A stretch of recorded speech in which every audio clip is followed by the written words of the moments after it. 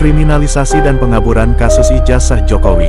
Oleh Christovita Wiloto, Chairman Strategik Indonesia. 1. Dugaan Jokowi asli sudah tidak ada. Berbagai dugaan menyebut Jokowi asli telah meninggal atau dihilangkan. Diduga, yang tampil selama ini adalah cloning politik, bukan Joko Widodo yang asli. 2. Upaya kriminalisasi terhadap tokoh yang membongkar kasus ijazah palsu. Bukannya menjawab keaslian ijazah, justru Jokowi atau pihaknya melalui aparat hukum dilaporkan berusaha mengkriminalisasi mereka yang membongkar kasus ini. Para tokoh yang pernah disebut terlapor antara lain Egy Sujana, M. Rijal Fadila, Kurnia Triroyani, Ruslam Effendi, Dameh Harilugis, Roy Suryo, Rismon Hasolan Sianipar, Abraham Samad mantan Ketua Komisi Pemberantasan Korupsi, Michael Benyamin Sinaga, Nur Dian Noviansa Susilo, Ali Ridho, Aldo, Andi Kurniawan, yang pernah juga menjadi pelapor. Status mereka, calon tersangka atau terlapor, meskipun sebagian besar belum pernah diperiksa. Tahun kejadian, surat-surat ini beredar dan muncul sepanjang tahun 2023 sampai tahun 2024, terus diperpanjang sampai 2025.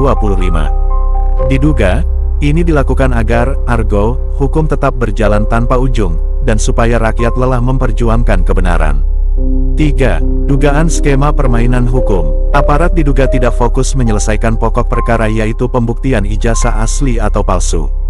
Sebaliknya, aparat sibuk memperpanjang proses pemanggilan, surat penyidikan, hingga memunculkan calon-calon tersangka baru. Semua ini ditengarai sebagai skema sistematis mengaburkan kebenaran dan menakut-nakuti masyarakat. 4. Arahan Tuhan Yesus Kristus atas kasus ini. Jangan takut menghadapi ancaman dan kriminalisasi. Berdirilah di atas kebenaran, bukan di atas kebohongan. Serukan pertobatan kepada bangsa ini. Bongkar terus setiap kejahatan yang disembunyikan. Tetap sabar, karena terang dari Allah akan membongkar semua kegelapan. Matius pasal 10 ayat 26-28.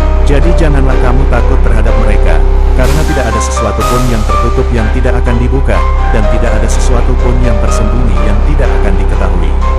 Apa yang kukatakan kepadamu dalam gelap, katakanlah itu dalam terang, dan apa yang dibisikkan ke telingamu, beritakanlah itu dari atas atap rumah. Dan janganlah kamu takut kepada mereka yang dapat membunuh tubuh, tetapi yang tidak berkuasa membunuh jiwa, takutlah terutama kepada Dia yang berkuasa membinasakan baik jiwa maupun tubuh di dalam neraka. Arahan singkat Tuhan Yesus Kristus. Jangan takut, terus berjuang demi kebenaran, jangan kompromi dengan dosa dan kebohongan. Percayalah, Allah akan membuka semua rahasia ini di waktunya.